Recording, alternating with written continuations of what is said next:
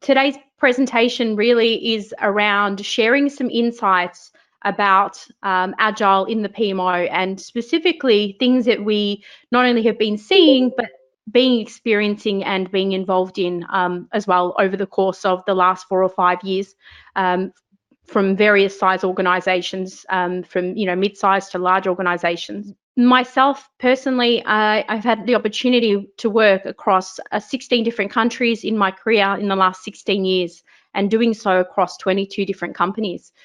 During that time, having the opportunity to work across a range of different industries, that has given me a greater appreciation for some of the challenges and some of the opportunities faced, not only in the PMO space, but project management overall. In my spare time, I like to volunteer for Beyond Blue, which is Australia's most well-known and biggest mental health organisation, not-for-profit organisation. These days, last 4 or 5 years, I've been running Agile Management Office full-time, and all of these insights are brought to you by Agile Management Office. So we're going to cover 3 key things today. I'm going to give you a very brief overview of the history from a PMO perspective, because I think it's really important to understand where we're starting from in order for us to go where we're going. And the reason for that is, some of you may be familiar with a white paper series that I produced last year, and that went into a lot more of the detail and the background around the PMO and its history. So I don't want to delve into that too much. Today is really about sharing insights around Agile management and Agile ideas for the PMO. And I hope to share most of the time today covering those topics. But I thought it would be a really good opportunity to start off by covering some of those areas. Globally, more and more organizations are moving to more agile ways of working. I think you all would know that because you've joined today's presentation. This has left the project management office in a bit of a predicament, because at the moment, particularly in organizations where Agile is moving at speed, PMOs that are not transforming the way they work are being dissolved. And with so many variations of project management offices, although also those with different names and references in their organizations, it's nearly impossible to define a single solution for what Agile in the PMO could be. Instead, what I'm going to look at today is some specific real-life examples of how traditional governance functions, also known as PMOs, transition to more of an agile way of working, and some ideas that you can consider for yourself. What we can learn from these examples and what we can do to improve the way we work moving forward. So I'm going to take you through some of that background, help you understand further around the concept of agile management for those who may not be familiar with that, and then talk to you about some of the insights we've been seeing with clients globally.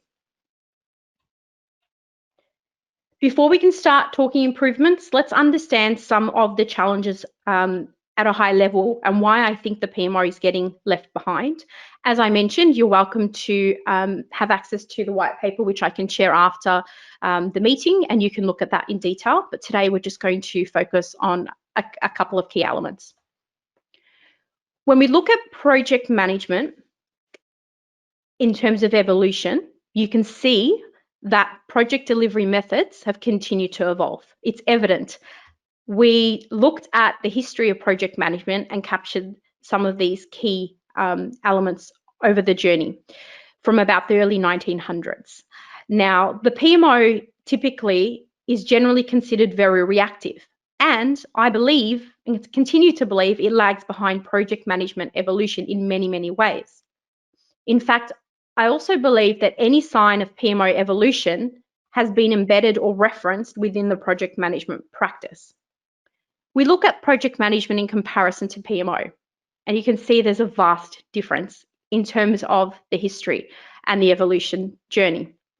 Many of these moments in time are referenced in project management practices or have changed or evolved because of project management practices.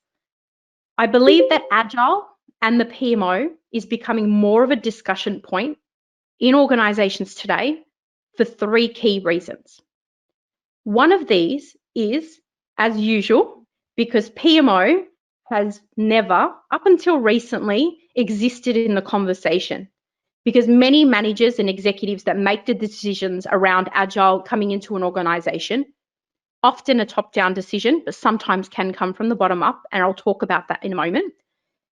Many managers don't know what to do with their PMO functions since they are moving to a more agile way of working.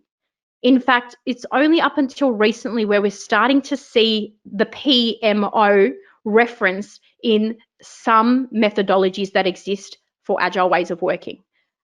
It wasn't there 5 years ago. It didn't exist. And Agile's been around for almost 20 years, if not more than 20 years. The second reason is the rise of Agile delivery teams has left a lot of gaps within governance, within process, and the previous control that existed for many executives. Executives are not realizing how much control they had before they moved to more agile teams to what they have today. So there are some executives who are very much in the detail of how their projects are moving, are finding it a bit challenging to actually have the types of agile teams that they're starting to see and what really, really, truly is agile in its true form. And the third reason is because up until recently, there's been an assumption that PMO is not required or that they cannot evolve since they are already behind. Case in point, I asked the CIO Executive Council members last year as part of a presentation what they were doing in response to the rise of Agile, specifically what they were doing with their PMOs. Now, when I asked these group of CIOs what they were doing around that situation, it was probably not to my surprise that majority of them were dissolving their PMO functions. 33% were eliminating their PMO, and this was only last year. 17% ignored the fact that it was a problem and that there was a gap between what Agile delivery teams were doing and what the PMO was doing, and rather addressed the gap, ignored it. And then 50% were resizing. And what I mean by resizing is they were downsizing. They were reducing the number of people that they believed that they needed in the PMO. So ultimately, PMOs are at risk. Now, just want to cover off some Agile management. This is really referenced to help those that maybe not as familiar with Agile and Agile management in general. Agile is kind of described as like a manufacturing system for new ideas. It's a practice that enables organizations to act on their new ideas. And it's also said that it's important to emphasize, however, that Agile is not where the ideas come from, but it's how they're rapidly iterated, improved, and deployed. Agile itself is about generating more value from less work so clients get value sooner. It's about ruthlessly eliminating anything that doesn't provide value. It's about focusing on specific projects or initiatives that are going to bring us closer to what our customers want, rather than maybe focusing on multiple concurrent projects. It's about fast, frequent, face-to-face team meetings, often known as stand-ups, speed communication, and tracking incremental progress. With Agile, gone are the days where you have 3 to 4 year programs of work. The most important element, I believe, is around engaging customers in the hands-on product testing and getting immediate feedback from them. So these are the things that underpin what Agile management is all about. When we think about traditional versus Agile teams or organizations, you've got two types really. You've got the bureaucratic team or bureaucratic organization, where the focus is really from the top down. You've got individual responsibilities, and there's often little interaction between the silos. This is very evident in a lot of companies, and coming from a really strong banking background myself, this is how a lot of the banks were running for many, many years. In fact, some of them still do. Then when we look at the Agile team and thinking about Agile organizations themselves, well, this is where we're creating autonomous teams, cross-functional teams, and teams that have a lot of interaction between them. It's not separating teams based on silos. It's actually breaking down the silos and the barriers, not only to collaborate better, but actually also to remove roadblocks as well. So organizations need to decide if they are going to be agile overall or whether agile is going to be within delivery only. And I'll explain that in a moment, because the understanding of whether we are agile in parts of the organization or whether we're agile across an organization are two different things. I like to use the example that when we think about traditional management in agile organizations, it's like someone visiting a foreign country for the first time, where prices are often negotiable and everything is new and different. Travelers, the managers that is, must grasp and embody the behaviors, the norms, the culture of the country, or risk feeling disorientated. And effectively, that is the challenge for managers and also ourselves in the PMO world when we think about Agile. Think of it as we are traveling to a foreign country. Today, many managers and people in general are feeling disorientated as their teams continue to upskill, develop and test their Agile learnings, but the managers are kind of coasting along. So let's just clarify something, and I like to share this one often. What do we really mean by Agile? There are many differences between being Agile, doing Agile, and applying Agile.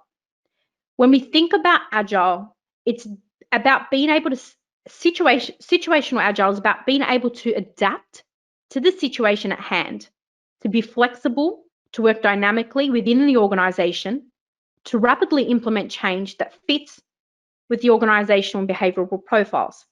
It includes the ability to rapidly implement in the short term for long-term wins. Now, I think most of you will agree that you've probably also heard of small a Agile. Now, I've referenced these two intentionally because often when we say Agile, and even Agile in my company name, for example, people assume it's everything on the left. But really, it's actually also about everything on the right. You need both big A Agile and small a Agile to make organizational change, to get that business agility. It's necessary, and it's also really important to make sure that you're both speaking the same language. Even though we all may be speaking the same language, when it comes to Agile, there is so many different connotations around what it means, and that is also based on people's past experience. When we think about small a Agile, it's important to remember that it is equally important, and smart organizations understand this. You cannot have big A Agile without the small a Agile. And if you try to do that, it's not going to be successful. The problem with thinking about Agile prescriptively is that people in organizations, and many executives do actually do this, where they often struggle to understand delivery and how they work, but they expect them to change and do something a particular way. And they demand that it be done a particular way based on how they've seen it work elsewhere. One thing I've learned in the last 5 years working heavily in the Agile space is that you can't go and apply what's worked elsewhere, because if you think back to small a Agile, all of the things that relate to that particular organization are going to be different and unique to that organization. So there's a lot of things that we need to think about from a theory perspective, and absolutely we need to understand the theory behind Agile, learn, whichever methodology you choose to follow, understanding it so we can speak the same language as our developers and our testers and our project delivery leads and so forth. But also we need to be thinking about how we bring into the forefront the things that are relevant to our organization. We need to remember that Agile itself is not prescriptive, and it's also not a means to an end. It's a continuous development exercise that integrates learning so much more frequently than one post-implementation review that you do at the end of a project after 2 years when everybody's probably left and you actually don't get a good view on how the project went.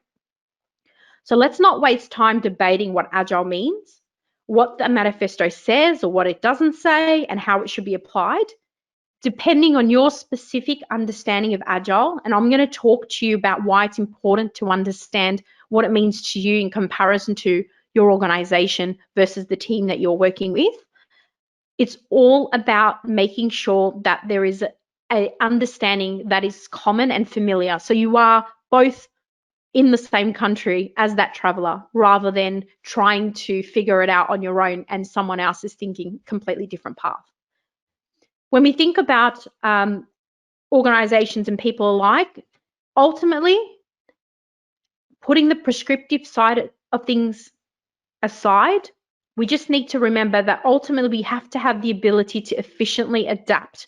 And PMOs today, more than ever, need to be able to efficiently adapt depending on the situation at hand. And the situation at hand today is, many of you probably have seen, if not will see in the coming years, a rise of Agile delivery techniques and methods and people following guidelines from the manifesto and methodologies that relate to Agile ways of working. That was never there before, or was very, very light on. And so I think we need to think about how we support those teams, that we can continue to support ourselves in the organization and meeting those goals. So how is Agile being applied today? There is, I think, sort of 4 key ways that I'm seeing in the last 5 years. And I think this would probably be, for some of you, maybe familiar based on your organizations. Now, depending on where Agile is being applied, there are some organizations that are applying Agile at the company-wide level. That is, it is a directive coming from the CEO or the CIO, or basically everyone at the C level is on board with the change. An example of that is Barclays Bank. So Barclays Bank was one of the organizations that decided that they needed to significantly transform the way that they worked in order to keep up with competitive threats faced by other organizations that were effectively scaring and shaking up the way that they operated and how they operated. And I'm going to give you a bit more detail about that in a moment. When we think about multi-department, so this is where an organization decides that they want to go Agile, and maybe it still stems from the C level, but really might happen in a particular department. A very common example is in the IT department, where the CIO decides they want to go Agile. Yes, the CEO may be supportive, or maybe not, but typically they are. And usually in a multi-department, it could be that, you know, this IT department does it, and maybe projects in the transformation office, or maybe in HR or marketing, maybe just another division. But ultimately, organizations, for example, that have done multi-department Agile transformations include organizations like ANZ Bank, here in Australia, and the National Australia Bank here in Australia. And I named those 2 because they are 2 very common examples that are very recent, and I will talk to that in a moment in more detail. When we think about a single department, so this is where it is only the IT department, or it's only the team that manages project delivery. In mid-sized organizations, they usually have an area of the business that does purely just does projects, and they might collaborate with IT, and those I've seen firsthand only applying Agile. And I'll give some more examples again in a moment. And then the final example is team sub-functions, or at the individual level. This is where Agile starts creeping into an organization from the bottom up. This is where the organization itself is seeing pockets of Agile created, seeing pockets of Agile creeping in from the lower level within an organization, whether it's the particular team, for example, in the retail space, in one of the organizations we've been working with, that's being seen as a particular team of enthusiasts, 2 or 3 Agile enthusiasts who have decided that they actually feel like Agile is relevant for what they're doing, and they're starting to spread the word about it. That being said, top down and bottom up is one of the ways that it can be done. In many organizations, they sometimes can be doing it from both sides, and I'll give you some examples of what that means. Although I'm yet to see one company, personally, that is, I'm sure there is some, but I've yet to see one company in 5 years that is completely Agile.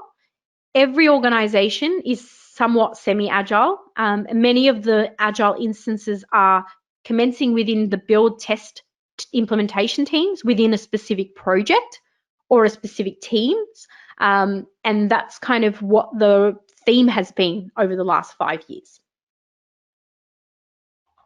So let's delve into the top of that triangle and think about a specific example. So in 2014, Barclays started to respond to external threats. They realized that they needed to adapt the way that they were working. They needed to change their management practices, their systems, etc., etc. They had to do that because they needed to keep pace with what newer competitors were offering. And that is also new neobanks as well. So not just the bigger traditional banks, but even some smaller organizations that started popping up left, right, and center. And so the bank recognized it was only going to succeed if it was able to offer a quick, easy, convenient, personalized responsiveness at scale, which is why they looked to Agile. They decided not to do Agile, but to become Agile. And it was actually announced as a key strategic initiative for them in 2015. And the many islands within their organization they found already existed. So this is where I mentioned team sub-functions. Well, Barclays Bank actually found that there were sub-functions within their organization that were already doing Agile and doing it really, really well. And one of the things that they did is they actually leveraged those people that were already doing Agile, rather than starting out by bringing in, a conglomerate of external consultancies to come in and do it for them. They actually leveraged people that were already doing Agile to actually help them to lead this transformation. And those people came out of the shadows and actually became the champions of that transformation. In 2 years, they made remarkable progress. They had over 15,000 people in self-organizing teams across the company, and they were all focused on one thing: delivering value sooner to their customers. They had Agile loan teams, they had Agile onboarding teams, they had Agile teams for everything. And that was basically a transformation that was led not only from the top down where it was started, but also from the bottom up. And so often people forget that in order to change, you need to address where you are first. And so they really had to take a baseline of where they were to begin with in order to actually work out where they were going to change. An organization that size cannot change overnight. And so they would have had to be really specific around how they were going to lead this transformation and what areas they needed to start with first. They know now that it's going to take years of steady implementation for them to fully embed the Agile ways of working culture, but they know that it's actually possible. And they're a really great example of an organization that's been leading Agile at the company-wide stage. Let's look at the multi-department change. So in 2017, the ANZ Bank, one of the big 4 banks in Australia, began their Agile transformation journey. The reasons why were, once again, to increase speed to value for customers, to break down silos, but they also wanted to reignite being a great place to work. Now, that was something that was an added key element for them that really helped them to define and refine what the vision of this program was going to be. This particular program was happening at the multi-department level. For example, it started quite heavily in Australia, even though the ANZ Bank has multiple locations and offices in different countries. And what they found was throughout their journey, they actually took the Agile journey to over 9,000 staff globally. Most of those were in Australia. And what they found was they actually learned a lot of things along that journey. One of the biggest challenges they still have, and they remain to have, even though they paused on their Agile transformation in May 2019, was that there were some elements that they weren't sure how to address. So their funding model is still based on traditional funding models, that is annualized budgets and giving project budgets at the beginning. So there's a lot to learn from a multi-department change where they leverage the learnings from one department to another. Let's look at a single department change. So in 2015, the GE Capital business sold its consumer finance businesses to an organization now named Latitude Financial Services, and to proceed with the demerger of those businesses, they concluded a transformation program in about 2017, a couple of years later. Now, in their IT department, they introduced Agile DevOps. For those that don't know what DevOps is, it's a partnership between software development and IT operations that emphasizes communication, collaboration, and integration. So it's operations and delivery working together. And they realized that Agile within the IT department, particularly using DevOps, was what was relevant for them. It didn't mean that other parts of the organization didn't know what they were doing with their Agile journey, but they were not very much involved. In fact, working with the teams there, we found that the main change that we leveraged from the IT department was the project delivery methodology that was established for all other projects and programs within this organization moving forward. We leveraged the approach that they were using and made sure that the methodology and gating structures supported that Agile way of working. Although many of the other elements during that time were all traditional. The PMO was traditional, all other elements of PMO was traditional. And therefore, as a result of that, they realized that in order for them to embrace Agile across the organization further, they would really need to start bringing other departments on board. And that journey itself, I believe, paused at a time where they ended up changing CEOs. So really, the key part here is they found something that works for them and they improved the relationship between delivery and operations, which is also a big gap and a big opportunity for PMOs, something that you can leverage a lot of positive opportunities if you can help bring those teams better together. Now let's look at where Agile comes in at the function or individual level. Now this is what I'm seeing the most. This is where we're finding the interest of Agile happening, and one specific example more recently is Coles Group. Coles Group is Australia's second largest supermarket chain, and within this particular organisation, we started seeing Agile coming up in conversations and in reporting and in meetings for improvements and whatnot. But the thing that was startling was they weren't actually doing Agile. When we delved deeper, we understood that there were actually testers and developers who were Agile enthusiasts, who were very, very much aligned to Agile in the software development lifecycle, and they were actually introducing Agile to the way that they worked with good results. And they decided that they were going to run their areas in that way. So what that meant was everybody that interacted with those testers and developers then needed to sort of slightly adjust the way that they worked to make sure that they were providing the relevant inputs to support the outputs that came from that team. They realized that there is an interest in Agile. They realized that uses of tools such as Jira and Confluence were very beneficial for them. They started to increase the visibility of Agile and their knowledge of it. Have they progressed significantly? No. Are they looking at it? Yes. And one of the things that we realized was very positive is they actually started to trial little mini projects utilizing Agile methods and techniques that helped them to demonstrate what it would be like to work in an Agile way. And that was something that was really positive for them and is continuing to be of interest for the teams there. So that gives an overview of some real specific examples, but I want to talk to you a little bit about a question that came up ahead of this presentation from one of our attendees, and that is, how is remote working affecting Agile delivery? Well, according to HubSpot's findings, remote workers noted the lack of social connection and communication with co-workers as two of the biggest challenges being faced of being remote. What often people maybe not remember all the time is that a lot of communication is non-verbal, and it's not necessarily being identified as an energizing form of communication.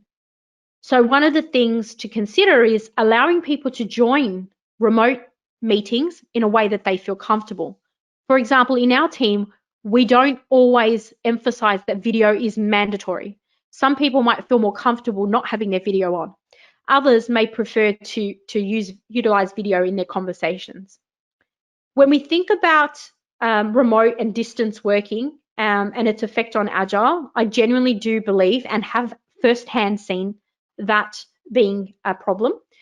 Does it mean that they are not as productive or that they're not delivering? No, it doesn't mean that. It just means that people are probably more exhausted, they're distracted, and they have few resources more than what they probably have where they had access to more people that they could go past their desk and speak to.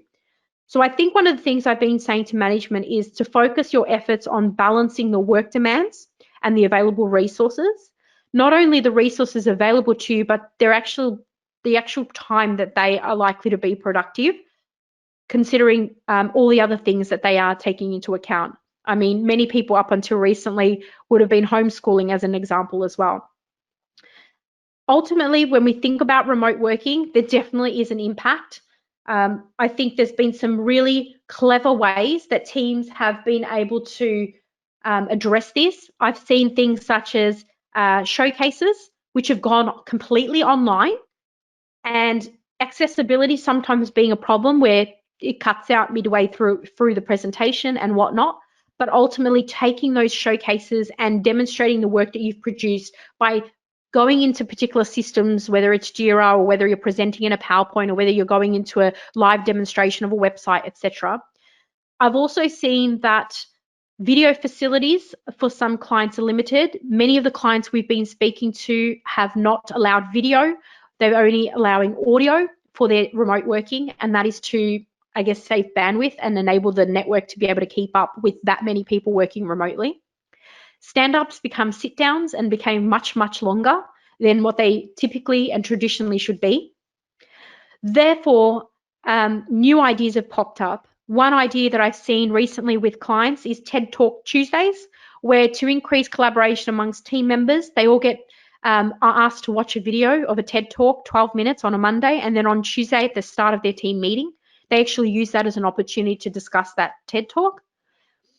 Also, I'm seeing that some organizations are giving access to systems and tools that they wouldn't normally give access to enable people to touch and feel the particular system or tool that they're working on rather than just be told about it. And also I'm seeing that smaller teams who are focusing on a specific element, like I mentioned with Barclays, if they're focused on onboarding or they're focused on loans, they tend to just get on with it. They've been working together long enough. They actually know how to work with each other really well. And so that's been something that's been positive for those that have had those teams in place already. But ultimately, the response time has definitely increased compared to normal. And not to say the least, emails definitely have increased significantly based on some research undertaken by HubSpot as well. So moving on to some Agile ideas, and I wanted to share with you a little bit more around some of the key drivers. So some of the things that have resulted in successful introduction of Agile techniques or Agile supportive PMO behaviors, methods, processes, tools, etc. I think that with looking at some of these, there are going to be some ideas that you probably like, oh, we're already doing that. That's okay. There's a lot of things that PMOs need to think about. I think you need to look at what you should start doing, what you should stop doing, and what you should do more of or less of. So if you went away to your teams tomorrow, even if your team is one person, sit down and create a list with 4 boxes and think about what can you start doing, stop doing, do more and do less. And hopefully some of the ideas I share with you that are actually happening today might help you with that. So let's start with level 1. So level 1 is where many of you are probably doing this already. This is the things that we need to double down on. If we do nothing else to support Agile delivery teams, we need to support these, and taking into consideration that you will have different tools, different methodologies, different structures, different teams, different sizes. I call this level 1 because they are things that realistically many of us would be supporting and doing anyway. I think all of these are very self-explanatory, and so I'm not going to go into these. But what I do want to tell you about is some of the items that are in level 2. So level 2 are some of the supportive elements that are relevant for mid to larger teams. Now, when we think about these, let's start by looking at the regulation oversight. If you are working in a highly regulated industry, and there are many organizations that we're seeing are becoming more and more regulated on the daily, these are creating significant challenges for delivery teams where not only are they trying to deliver at speed, but they're actually trying to keep up with those regulatory requirements. And there are teams within organizations that are not relevant to project management that would be managing these, but bringing that information to the front of mind for the delivery teams would be something that can help you to integrate not only the elements that they need to know about, but also feeding back and communicating back to those teams internally. For example, when leading a function recently for a Big Four bank, it was my and my team's role in that organization to support them by bringing awareness to the regulations that were relevant for the consumer finance business of this particular bank. We needed to table what they were and make sure that there were actual processes that supported how these delivery teams would make sure that they've addressed these items. And there was different mechanisms of doing that. When we think about global integration, now some of you may be thinking global, well, we're not global, we're actually only a national company or only in one state, or what. Global here is about global across the organization.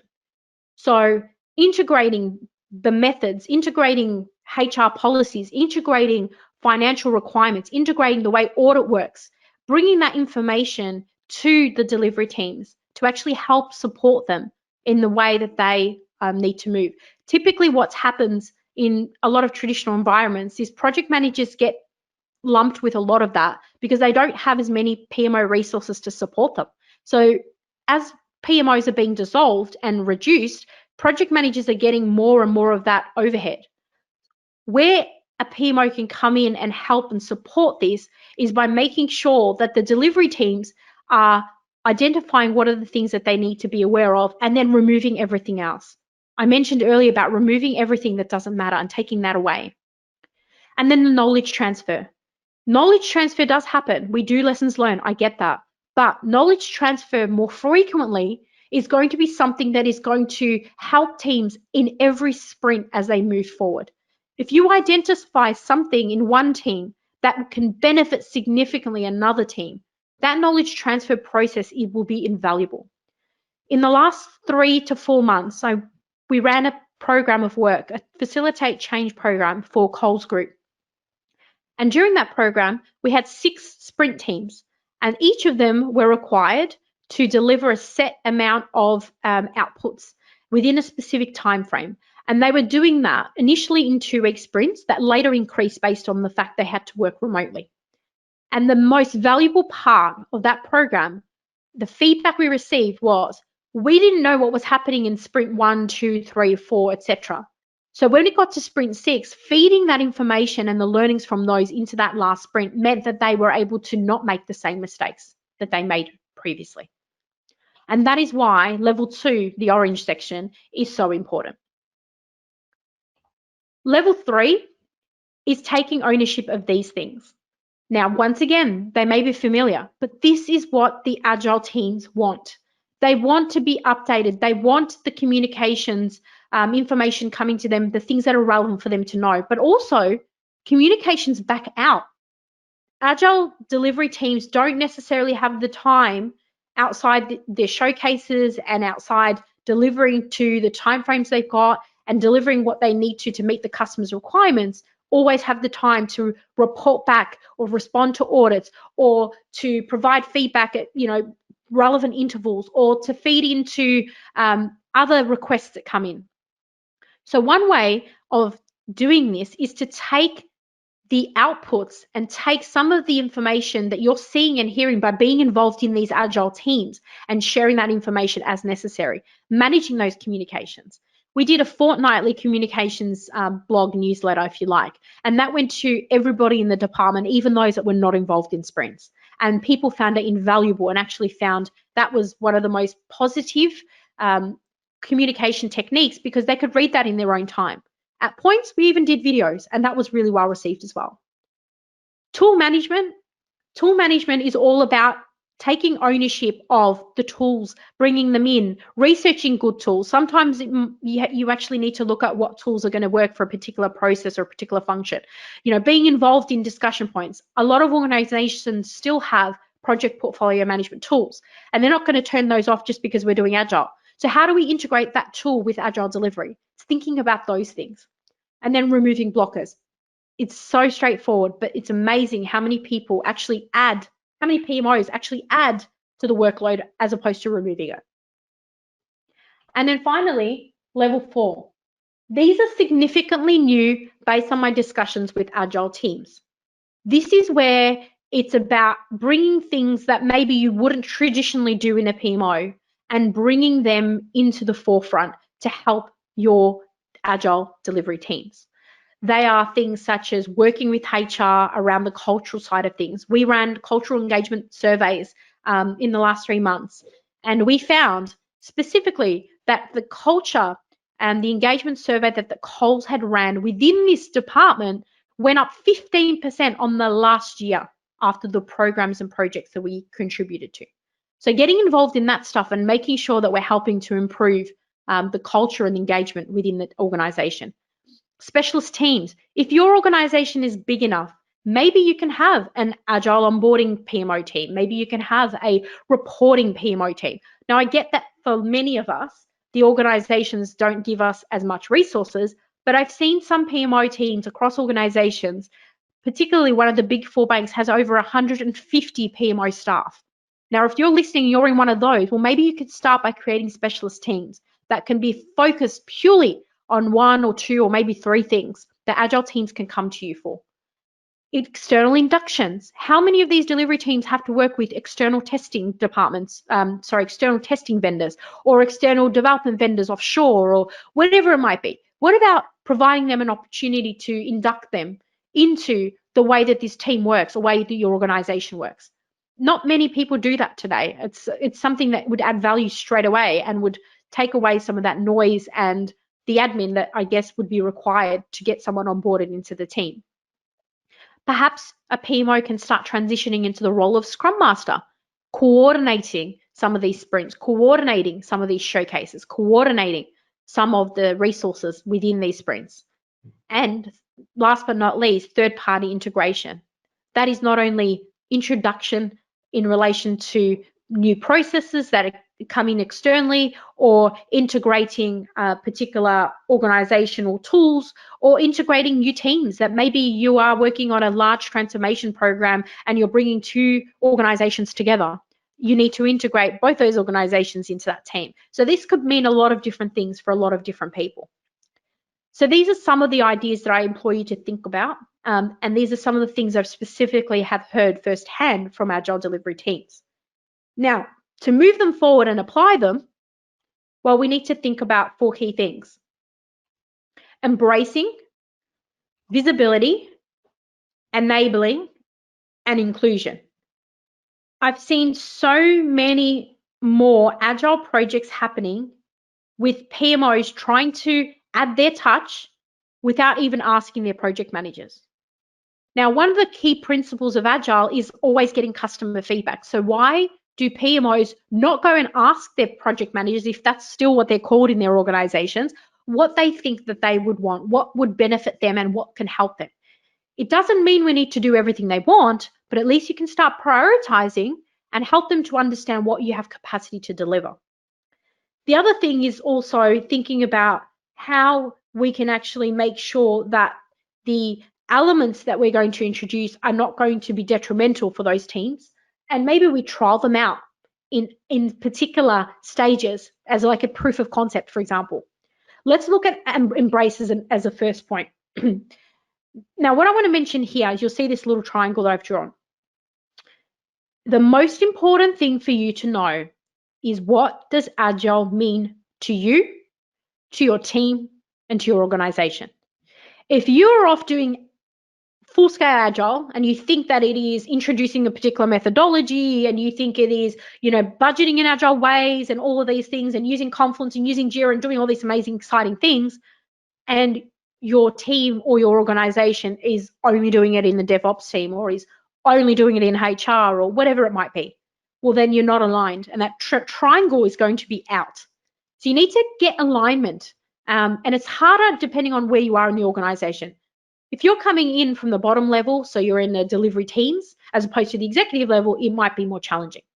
So it's really important in order to embrace Agile, not only do you need to understand it, I implore you to go and get some training or research about it. There's a lot of free courses online that teach you the Agile basics. There's a lot online on short courses as well.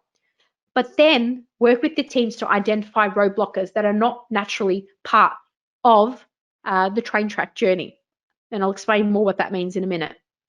Seek out the knowledge of your most Agile professionals. There are a lot of people in your organization that probably know more about Agile than maybe you realize. And using them is a really good way to actually help you to embrace Agile. And so remembering that the most important thing you can do to help Agile teams move forward is help take away that noise. And if you are in the PMO and adding to the noise, and you'll know that because you will actually ask your project colleagues, your executives, your managers, ask them for feedback. One of the things that I'm seeing is PMOs calling themselves Agile PMO. Agile PMO is just a name that people are giving their PMOs now, but it's not really changing any of the underlying behaviors or the culture within this team or even the way that they operate. And so that actually is not a good thing because it can actually leave a bad taste in the mouth of the project managers if you are not actually changing, you're just putting a new name on it. It's like putting lipstick on a pig. Like it's not going to be an effective way of trying to get your point across. It's important that improving the culture and clarity and vision starts with visibility. So it's about challenging and shifting the view of what governance means, starting with communication, bringing your customers in, be it your PMO colleagues, your project managers. As I mentioned, by creating visibility and improving the culture within an organization and the collaboration, we were able to increase by 15% in 1 year. The executive said that she'd never in her career seen a rise that high in her career. So you can do it if you bring people on board that journey. Enablement is all about understanding the difference between the strategic elements the PMO is going to be involved in and the tactical elements. Understanding what new complexities may come into play. Understanding where the delivery and non-delivery teams need to integrate. And understanding around how you can take every little problem that comes up or that someone complains about, prioritizing it, and if needing, to treat it like a micro project so that you can actually deliver some change. And then inclusion. So inclusion is all about breaking down those relevant silos, identifying things that need to be improved, and including everybody in the process.